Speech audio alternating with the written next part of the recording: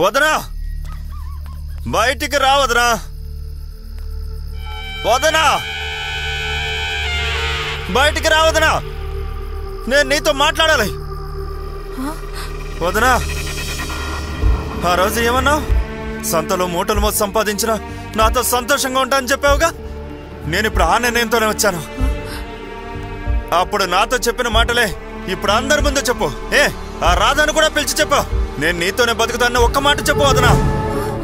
అతను సమాధానం చెప్పే సంగతి తర్వాత చూద్దాం. ముందు నువ్వు బయటికి పో. చెయ్యి తీయండి. నన్ను బయటికి పొమ్మడానికి మీరెవరు? ఆ మాట తన్ను చెప్పమనండి. తనేమీ నీతో చెప్పదు. పోరా బయటికి.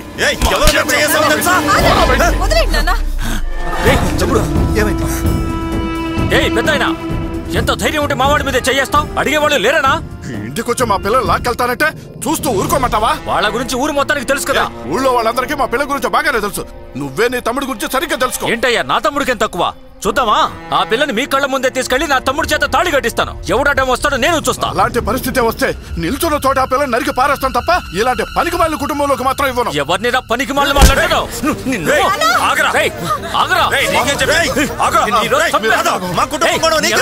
ఒక పెద్ద మనిషి కాలుతో తన్నేవాడు మనిషినారా?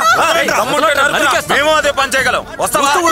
దమ్ముంటే రారా, మేము అదే పని చేయగలం. నిన్ను నరుకుతానో లేదో చూడు. మనిషిని అవమానిస్తుంటే చూస్తూ ఊరుకున్నాం. ఒకసారి చుట్టుపక్కల కనిపించారు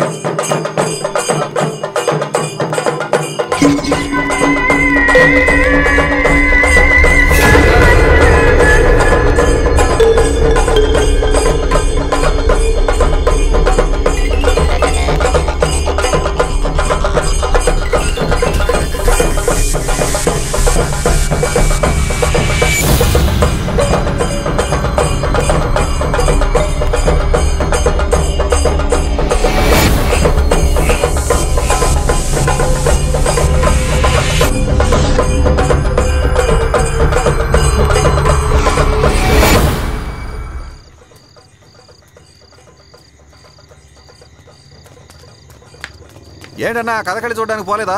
అక్కడికే వెళ్తున్నారు.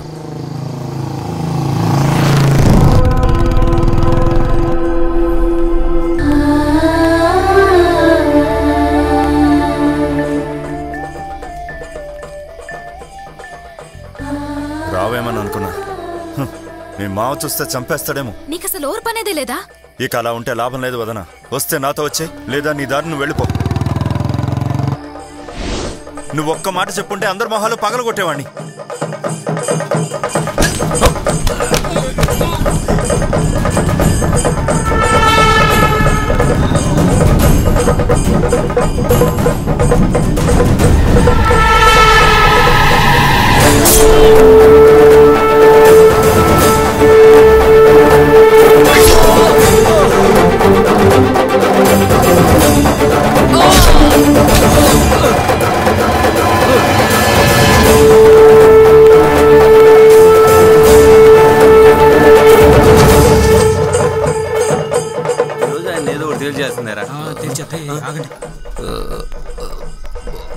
ఎవరితో మూలుగుడు శబ్దం వినిపిస్తుంది. అవునవును.